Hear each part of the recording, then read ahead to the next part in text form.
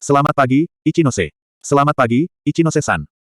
Ichinose, yang berjalan di sampingku, memonopoli semua perhatian gadis-gadis itu. Kamu benar-benar populer, kataku. Aku hanya menonjol karena aku adalah perwakilan kelas. Itu saja. Sepertinya dia tidak berusaha bersikap rendah hati. Rupanya itulah yang benar-benar dia pikirkan. Dia memiliki kekuatan karismatik tentang dirinya yang menarik perhatian semua orang. Ah, itu mengingatkanku. Apakah kamu mendengar tentang liburan musim panas, Ayano Kouji-kun? Libur musim panas. Tidak. Maksudku, bukankah ini liburan musim panas? Aku pernah mendengar desas-desus bahwa kita mungkin akan berlibur ke pulau tropis. Itu memicu kenangan. Aku lupa tentang itu, tetapi Cabashira Sensei telah menyebutkan liburan. Tapi aku tidak bisa percaya. Bisakah kita benar-benar pergi berlibur? Petik 2. Mungkin itu bukan kunjungan sekolah biasa. Maksudku, lihat saja sekeliling. Tidak berlebihan untuk mengatakan bahwa sekolah ini mewah. Pergi ke pulau tropis di musim panas dan mengunjungi sumber air panas di musim dingin. Itu semua sangat mencurigakan. Aku benar-benar tidak berpikir sekolah kami akan menjadi sangat bagus untuk menjadi kenyataan. Mereka harus menjaga sesuatu dari kita. Aku bertanya-tanya apa yang dipikirkan Ichinose. Tapi aku melihat dari senyum pahitnya bahwa dia juga memiliki keraguan. Lagi pula itu mencurigakan. Aku pikir ini akan menjadi titik balik. Dengan kata lain, kamu pikir poin kelas kita bisa berfluktuasi liar selama liburan musim panas? Ya. Kupikir mungkin ada tugas tersembunyi, yang memiliki dampak lebih besar pada kita daripada ujian tengah semester atau ujian akhir. Kalau tidak, perbedaan antara kelas A dan kita tidak akan terlalu dekat. Kami bisa mengurangi jarak sedikit demi sedikit. Petik 2. Itu memang benar. Peristiwa besar dan gempar mungkin segera terjadi. Apa bedanya kamu dan A? Tanyaku. Kami memiliki sekitar 600 poin, jadi kelas kami berjarak sekitar 350 poin. Wajar jika poin mereka akan turun sejak awal tahun, tapi sungguh menakjubkan berapa banyak poin yang mereka pertahankan. Sejauh ini, jangka menengah adalah yang memberi kami kesempatan untuk meningkatkan poin kelas kami, jadi kehilangan setidaknya beberapa poin tidak dapat dihindari bagi kami. Maksudku, bahkan kelas A telah kehilangan poin. Petik 2. Namun, sebagai akibat dari jangka menengah, kami berhasil mendapatkan poin kembali. Kamu sepertinya tidak panik. Aku khawatir, tapi kupikir ada peluang bagi kita untuk kembali. Aku bermaksud memusatkan seluruh energi emosionalku untuk membuat persiapan itu. Kupikir bagian pertama dari apa yang dia katakan adalah benar. Namun, kepaduan mereka sebagai kelas memungkinkan hal-hal seperti itu terjadi. Kelas D hanya berhasil mendapatkan 87 poin bulan ini. Kami tidak berada di dekat kemampuan untuk bersaing dengan yang lain. Aku ingin tahu berapa banyak acara ini akan mengubah banyak hal. Mungkin akan bernilai lebih dari 10 atau 20 poin. Namun, sulit untuk membayangkan bahwa itu akan mengubah segalanya dengan 500 atau bahkan 1000 poin. Kami berada di tempat yang sempit. Jika kesenjangan melebar lebih jauh, kami tidak akan bisa mengejar ketinggalan. Kurasa kita berdua harus melakukan yang terbaik, kalau begitu. Sebenarnya, yang harus bekerja keras adalah Horikita, Hirata, dan Kushida. Bagaimanapun, sepertinya ini tidak akan menjadi lebih buruk. Aku tidak ingin mengeluh, tetapi aku merasa ada sesuatu yang mengganggu ada di Cakrawala. Tapi jika kita benar-benar berlibur di pulau tropis, itu akan luar biasa. Aku ingin tahu tentang itu. Kataku. Hah? Gagasan itu tidak membuatmu bahagia. Hanya orang-orang yang memiliki persahabatan yang bermakna yang dapat menikmati liburan sepenuhnya. Tidak ada yang senyaman bepergian tanpa teman dekat, terutama ketika kamu bepergian dengan kelompok. Membayangkannya saja membuatku merasa ingin muntah. Apakah kamu benci bepergian? Tanya Ichinose. Aku tidak membencinya. Lagi pula aku tidak berpikir aku melakukannya. Sementara kami mengobrol, aku mencoba membayangkan bagaimana jadinya. Aku tidak pernah bepergian dengan seorang teman sebelumnya. Aku telah pergi ke New York bersama orang tuaku sejak dulu. Tidak satu milidetik pun yang menyenangkan. Hanya mengingat waktu pahit itu membuatku lelah. Apa masalahnya? Hanya mengingat sesuatu yang agak traumatis. Tawa keringku menggema melalui lorong panas. Tidak, ini tidak baik. Jika aku membiarkan aura negatifku menyebar, Ichinose akan menjadi bermasalah. Namun, sepertinya kecemasanku tidak berdasar. Ichinose terus berbicara, sepertinya tidak terganggu oleh kata-kataku. Hei, aku masih punya beberapa hal di pikiranku. Bolehkah aku mengajukan beberapa pertanyaan? Ichinose memiliki penampilan yang bersinar, meskipun berbeda dari Kushida. Aku bisa mengatakan bahwa dia bertindak tanpa motif tersembunyi. Bahkan ketika berbicara dengan orang sepertiku, dia mengedepankan kaki terbaiknya. Kita telah dipisahkan menjadi 4 kelas sejak awal, bukan? Apakah kamu benar-benar berpikir mereka memisahkan kita dengan kemampuan? Petik 2. Aku mengerti bahwa itu tidak sepenuhnya terkait dengan hasil ujian kita. Ada orang-orang di kelas kami yang berdasarkan nilai, seharusnya masuk ke peringkat teratas. Petik 2. Horikita, Kowenji, dan Yukimura tidak diragukan lagi adalah 3 orang yang pantas untuk menjadi yang teratas berdasarkan pada nilai akademik mereka sendiri. Jadi, menurutmu itu seperti kemampuan keseluruhan? Aku memberikan jawaban yang tidak komitmen. Aku sudah memikirkannya berkali-kali, tetapi tidak bisa menemukan penjelasan yang menyeluruh. Aku sudah memikirkannya sejak kita mulai di sini. Seseorang mungkin pandai belajar, tetapi buruk dalam aktivitas fisik. Yang lain mungkin bagus dalam aktivitas fisik, tetapi buruk dalam belajar. Tetapi jika siswa diberi peringkat berdasarkan kemampuan keseluruhan, bukankah itu berarti bahwa kelas bawah berada pada posisi yang sangat tidak menguntungkan? Tapi bukankah itu cara kerja kompetisi sosial? Aku tidak berpikir ada yang aneh tentang hal itu, kataku. Ichinose menyilangkan tangannya dan bersenandung pada dirinya sendiri, seolah-olah dia tidak yakin. Jika kita bersaing sebagai individu, tentu saja. Tapi ini kompetisi antar kelas, kan? Jika kamu hanya memasukkan semua siswa unggul ke kelas A, maka bukankah itu berarti kita semua hampir tidak memiliki peluang untuk berhasil? Itu cukup menjelaskan keadaan saat ini, titik-titik kelas kami yang menyedihkan. Namun, Ichinose tampaknya berpikir berbeda. Pasti ada perbedaan besar antara kelas A hingga D sekarang. Namun, kupikir mereka mencoba menyembunyikan sesuatu, tetapi melakukannya dengan cara yang aneh. Apakah kamu tidak setuju? Oke, aku harus bertanya. Apa alasanmu? Tanpa alasan, sungguh. Itu hanya sesuatu yang muncul di kepalaku. Jika itu tidak benar, maka akan adil untuk mengatakan bahwa seluruh situasi itu kejam. Kupikir siswa yang baik dan atlet yang baik ditempatkan di kelas D karena suatu alasan, sebagai penanggulangan. Petik 2. Namun, bukankah itu berbeda dari sistem yang biasa? Jika kelas hanya dibagi berdasarkan kemampuan akademik, tidak akan ada cara untuk menang melawan yang lain. Dalam sistem seperti ini, penting untuk menjadi ahli dalam berbagai bidang. Bukankah lebih bijaksana untuk tidak berbicara dengan seseorang dari kelas lain tentang ini? Aku bertanya kepada Ichinose, merasa sedikit khawatir. Tentang apa? Tentang apa yang kamu katakan tadi? Hori kita sudah menyebutkan ini, tetapi kamu membantu musuh. Lagi pula, mungkin saja dia bisa memberiku petunjuk yang berharga, dan aku akan melakukan sesuatu dengannya. Kurasa tidak. Ada banyak yang bisa diperoleh dari pertukaran ide. Selain itu, karena kita bekerja sama sekarang, seharusnya tidak ada masalah. Dia tidak puas dengan berada di kelas B. Itu hanya kepribadian alami Ichinose. Aku bisa memahami sifat dan cara berpikirnya. Bagaimanapun, dia adalah orang yang baik tanpa sisi tersembunyi baginya. Aku tidak cukup pintar untuk terlibat dalam pertukaran ide. Yang bisa kukatakan adalah, maafkan aku. Aku tidak keberatan jika aku yang berbicara dan berpikir. Jika menurutmu itu informasi yang bermanfaat, maka kamu boleh menggunakannya. Ichinose berhenti, hampir seolah dia baru saja mengingat sesuatu. Aku mencoba membaca wajahnya, mencatat bahwa dia memasang ekspresi serius. Hei, ada sesuatu yang ingin aku tanyakan padamu, Ayano Koji-kun. Apakah itu tidak apa-apa? Itu seperti Ichinose yang ceria beberapa saat yang lalu telah menghilang. Tubuhku sedikit menegang. Jika itu sesuatu yang bisa aku jawab, aku akan melakukannya. Selain itu, pertanyaan apa yang tidak bisa kujawab dengan otakku yang sangat mengesankan, dipenuhi dengan pengetahuan 100 juta buku. Kebohongan besar, tentu saja. Apakah seorang gadis pernah mengakui perasaannya kepadamu? Itu tidak ada dalam 100 juta buku yang kubaca. Benarkah? Apakah aku terlihat seperti seorang pria yang pernah memiliki seorang gadis yang mengaku perasaannya kepadanya? Apakah dia akan memanggilku menjijikkan, atau perjaka, atau tolol? Apakah aku akan menangis? Aku masih hanya seorang siswa tahun pertama sekolah menengah, kamu tahu. Terlalu dini untuk ini. Benar, kan? Hei, kamu juga berpikir begitu, kan? Selain itu, aku yakin bahwa, secara proporsional, jumlah orang yang mengakui perasaan mereka rendah dibandingkan dengan mereka yang tidak. Itu adalah teori yang tidak berdasar. Siapa yang tahu jumlah sebenarnya orang yang telah meninggal dalam kesendirian, tersembunyi dalam bayang-bayang kemakmuran umat manusia? Oh tidak, maafkan aku. Tidak apa. Sepertinya bukan apa-apa. Namun, sepertinya dia tidak berencana untuk mengolok-olokku. Sebaliknya, dia sebenarnya khawatir tentang sesuatu. Apakah ada yang mengaku padamu? Tanyaku. Oh ya, sepertinya. Sepertinya banyak siswa yang berjuang setiap hari untuk berpasangan seperti Hirata dan Karuizawa. Ya, jika kamu tidak keberatan, bisakah kamu meluangkan sedikit waktu setelah kelas? Aku punya beberapa pertanyaan tentang pengakuan. Aku tahu betul betapa sibuknya kamu dengan kejadian itu sekarang, tapi... Tentu, tidak apa-apa. Aku tidak punya banyak pekerjaan. Tidak banyak yang harus dilakukan. Kupikir tidak ada gunanya mencari bukti atau saksi lain. Melakukan itu akan membuang-buang waktu dan membuat sakit kepala. Petik 2. Tapi kamu pergi ke TKP kemarin untuk menyelidiki, kan? Itu untuk sesuatu yang lain. Ngomong-ngomong, tidak apa-apa. Terima kasih. Aku bertanya-tanya apa hubungannya semua hal pengakuan ini denganku. Apakah dia berbohong seperti, Ayano Koji adalah pacarku, untuk menyesatkan orang? Aku mempertimbangkannya sejenak, tetapi kemudian berpikir akan lebih pintar baginya untuk menggunakan anak lelaki yang lebih handal dan ganteng. Aku akan menunggu di pintu masuk sekolah setelah kelas. Baiklah. Aku mengerti. Meskipun aku tahu benar tidak akan terjadi apa-apa, aku cukup bersemangat. Itulah yang menjadi laki-laki. Murid-murid meluap melewati pintu sekolah saat mereka pulang. Aku sedikit khawatir tentang menemukan Ichinose, tetapi kecemasanku dengan cepat menghilang. Dia menonjol bahkan di lautan siswa ini. Meskipun kelucuannya bisa menjadi salah satu alasan mengapa, dia juga memiliki tipe kehadiran yang mendominasi dimanapun dia berada. Sejujurnya, aku tidak benar-benar tahu bagaimana menggambarkannya. Aku hanya bisa menggambarkannya sebagai kekuatan yang memabukkan dan lembut. Kekuatan yang diperkuat oleh berapa banyak siswa tahun pertama yang mengenalinya.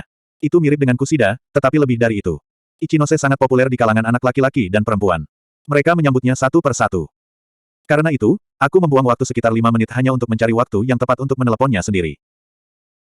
Ayano Koji-kun. Di sini, di sini. Petik 2. Ichinose akhirnya memperhatikanku dan memanggilku. Berpura-pura seperti baru saja tiba, aku dengan santai mengangkat tangan. Jadi, apa yang harus aku lakukan selanjutnya? Tanyaku. Aku berencana untuk menyelesaikan ini sesegera mungkin. Ikuti aku. Aku memakai sepatuku dan mengikuti Ichinose ke sisi lain gedung. Kami tiba di tempat tepat di belakang gedung olahraga. Ini memang seperti tempat di mana seseorang akan mengakui perasaan mereka. Nah, sekarang. Ichinose menarik napas dalam-dalam, dan menatapku.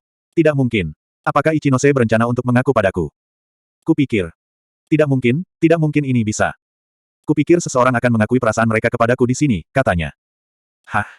Dengan itu, Ichinose mengeluarkan surat dan menunjukkannya kepadaku. Itu adalah surat cinta lucu yang dihiasi stiker hati. Meskipun dia ingin aku membacanya, rasanya tidak sopan melihatnya.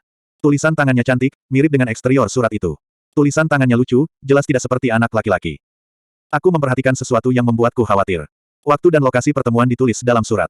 Itu ditetapkan untuk Jumat malam pukul 16, di belakang gedung olahraga. Itu sekitar 10 menit dari sekarang. Bukankah lebih baik jika aku tidak ada di sini? Tanyaku. Cinta itu agak asing bagiku. Aku tidak bisa merespons tanpa menyakiti perasaannya. Aku juga tidak tahu apakah kita bisa tetap berteman baik setelah itu. Aku ingin kamu membantuku. Aku benar-benar tidak berpikir aku orang yang tepat untuk ini. Aku tidak punya pengalaman dengan pengakuan romantis. Mungkin ada orang lain di kelas B yang bisa membantu. Orang yang mengaku perasaannya kepadaku. Berasal dari kelas B. Ah, memang begitu. Aku sekarang mengerti mengapa dia memintaku untuk datang. Aku ingin kamu merahasiakan ini. Jika tidak, semuanya mungkin akan menjadi tidak menyenangkan. Mengenalmu, Ayano Koji-kun, aku ragu kamu akan berkeliling memberi tahu orang-orang. Tapi Ichinose, bukankah dulu ada orang yang mengakui perasaannya padamu? Hah? Tidak mungkin. Tidak semuanya. Aku belum pernah mengalami ini sebelumnya. Jika dia tidak memberi tahuku sendiri, aku benar-benar tidak akan mempercayainya. Aku benar-benar tidak mengerti mengapa ini terjadi. Aku tidak berpikir pengakuan ini mengejutkan, karena Ichinose sangat imut. Selanjutnya, menilai bagaimana dia berinteraksi dengan siswa lain, dia memiliki kepribadian yang hebat. Jadi, bisakah kamu berpura-pura menjadi pacarku? Wah, apakah situasi ini dengan serius berubah menjadi klise seperti itu? Aku melakukan sedikit riset, dan menemukan bahwa orang yang ditolak sakitnya lebih sedikit jika objek kasih sayang mereka sudah dalam suatu hubungan. Aku mengerti bahwa kamu tidak ingin menyakiti siapapun, tetapi tidak akan lebih buruk jika mereka tahu kamu berbohong. Aku bisa mengatakan bahwa kamu dan aku putus, atau bahwa kamu meninggalkan aku atau sesuatu. Aku tidak berpikir itu solusinya di sini. Jujur, aku pikir akan jauh lebih baik bagimu untuk berbicara dengan orang ini secara pribadi. Sesungguhnya.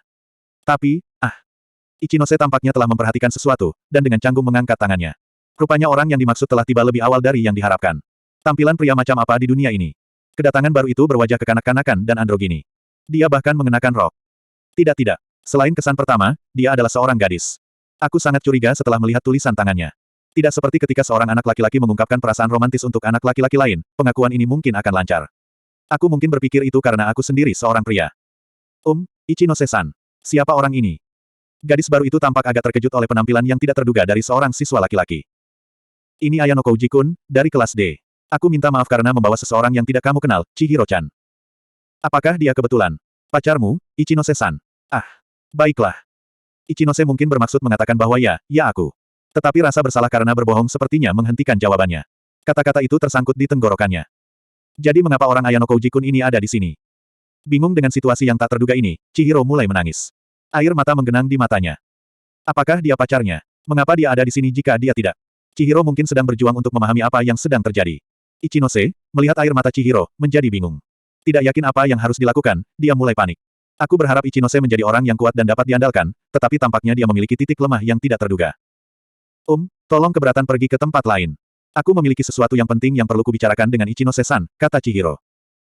Tolong tunggu sebentar, Chihiro-san. Itu, ya, sejujurnya, Ayano Koji-kun adalah. Ichinose berusaha melakukan langkah pertama dan menolaknya. Dia mungkin berpikir akan lebih sulit jika Chihiro langsung berkata, aku menyukaimu. Ada apa? Tanya Chihiro. Jadi, Ayano Koji-kun, dia. Yah, dia adalah milikku. Tidak ada yang bisa kulakukan dalam situasi ini. Yah, tidak ada apa-apa selain. Aku hanya seorang teman. Aku memotong Ichinose sebelum dia bisa menyelesaikannya. Ichinose, aku tidak berpikir ini adalah sesuatu yang harus kukatakan, mengingat tidak ada yang pernah mengaku kepadaku sebelumnya. Tapi aku pikir itu salah bagimu untuk memanggilmu di sini. Aku berbicara dengan jujur, demi mereka. Memang benar bahwa mengakui perasaanmu tidak mudah dilakukan. Kamu menghabiskan setiap hari dalam kesedihan total, saat kamu menciptakan pengalaman di kepalamu berulang-ulang. Namun, kamu masih tidak bisa mengakui perasaanmu. Bahkan ketika kamu berpikir sudah tiba saatnya untuk melakukannya, kamu tidak dapat mengucapkan kata-kata, aku suka kamu. Kata itu tersangkut di tenggorokanmu. Itulah yang kupikirkan. Tidakkah kamu pikir kamu harus menjawab seseorang ketika mereka sangat ingin mengungkapkan perasaan mereka? Jika kamu membuat situasi tidak jelas, kalian berdua mungkin akan menyesal nanti. Ichinose mungkin belum pernah mengalami jatuh cinta serius dengan seseorang sebelumnya. Karenanya, dia tidak benar-benar tahu apa yang harus dilakukan, atau jika dia melakukan sesuatu yang salah. Mencoba mencegah rasa sakit seseorang tidak ada gunanya. Jika kamu menolak seseorang, perasaan mereka pasti akan terluka. Nah, jika kamu berhasil menemukan alasan yang sesuai, kamu mungkin bisa membuat segalanya sedikit lebih mudah. Alasan seperti, aku ingin berkonsentrasi pada studiku, atau ada orang lain yang kusukai. Atau, seperti apa yang Ichinose coba di sini, aku sudah berkencan dengan seseorang. Tapi apapun jawaban yang kamu berikan, yang lain seseorang pasti akan terluka. Bahkan lebih menyakitkan jika alasan itu dibangun di atas kebohongan. Aku pergi tanpa menunggu jawaban Ichinose. Aku kembali, tetapi tidak segera kembali ke asrama. Sebaliknya aku mampir di pohon terbaris di jalan, bersandar di pegangan, dan menghela nafas saat aku menatap daun hijau. Sekitar 5 menit kemudian, seorang gadis berlari melewatiku. Ada air mata di matanya. Terlepas dari citra yang mengejutkan itu, aku mondar-mandir di sana beberapa saat lagi untuk menghabiskan waktu. Saat matahari terbenam, Ichinose berjalan pulang dengan susah payah dari gym dan berjalan ke arahku. Ah! Setelah melihatku, dia terlihat sedikit canggung dan menggantung kepalanya. Tapi kemudian dia segera melirik ke arahku. Aku salah. Aku tidak menghargai perasaan Chihiro-chan. Aku hanya ingin menghindari menyakitinya, dan melarikan diri. Itu kesalahanku. Cinta benar-benar sulit, ya. Ichinose bergumam sambil bersandar pada pegangan di sampingku. Aku bertanya padanya apakah kita bisa melanjutkan seperti biasa, tapi aku tidak tahu apakah kita bisa kembali ke keadaan semula. Itu tergantung pada kalian berdua. Ya, terima kasih untuk hari ini. Karena ikut denganku untuk permintaan aneh seperti itu. Tidak masalah. Bagaimanapun, hari-hari seperti ini terjadi. Petik 2. Kurasa posisi kita terbalik, ya. Aku berencana membantumu, tetapi akhirnya kamu membantuku. Petik 2. Aku menyesal telah bertingkah begitu penuh dengan diriku di sana, kataku. Ichinose berkedip beberapa kali, seolah aku mengatakan sesuatu yang aneh. Kamu tidak perlu meminta maaf, Ayano Kouji-kun. Tidak sama sekali. Dia merentangkan tangannya ke langit, dan melompat dari pagar. Sekarang giliranku untuk membantumu. Jika ada yang bisa kulakukan, aku akan melakukannya. Aku bertanya-tanya bagaimana Ichinose Honami kelas B berencana untuk menyelesaikan situasi yang sulit ini. Aku harus mengakui, aku sangat menantikan untuk melihatnya. Malam itu, aku mendapat telepon ketika aku sedang berbelanja online.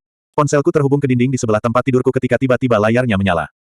Caler ID menampilkan nama, Kusida Kikyo. Aku melakukan pengambilan ganda untuk memastikan apa yang kulihat.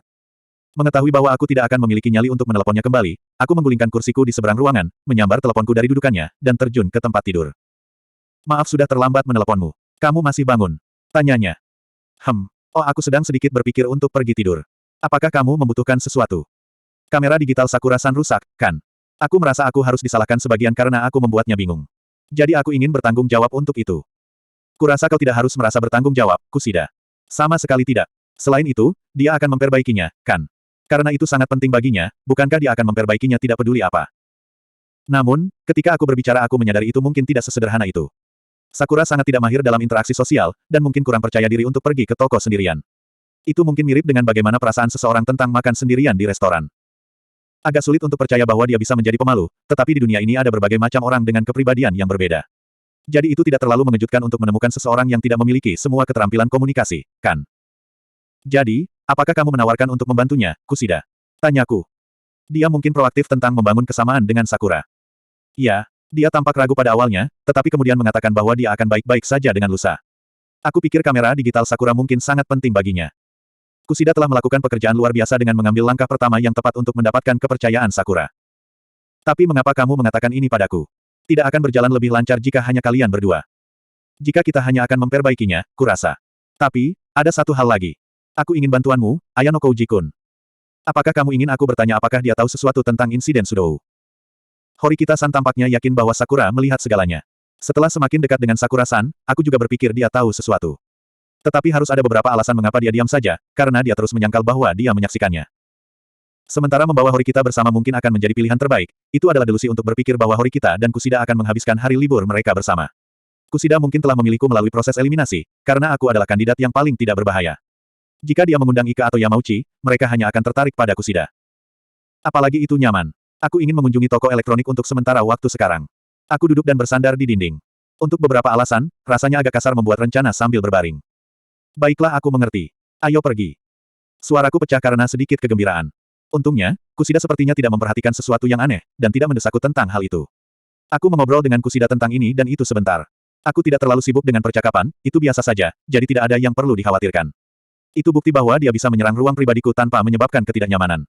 Dalam pikiranku, aku dengan tegas mengenalinya sebagai temanku. Itu mengingatkanku. Itu benar-benar menakutkan ketika Kowenji-kun dan Sudou-kun terlihat seperti mereka akan mulai bertarung. Petik 2. Ya, itu adalah situasi kritis. Sepertinya tinju mereka akan melakukan pembicaraan untuk mereka. Petik 2. Kowenji selalu tampak santai, tetapi jika Sudowu mulai mengayun ke arahnya, dia akan bertarung. Jika itu terjadi, itu akan menjadi bencana.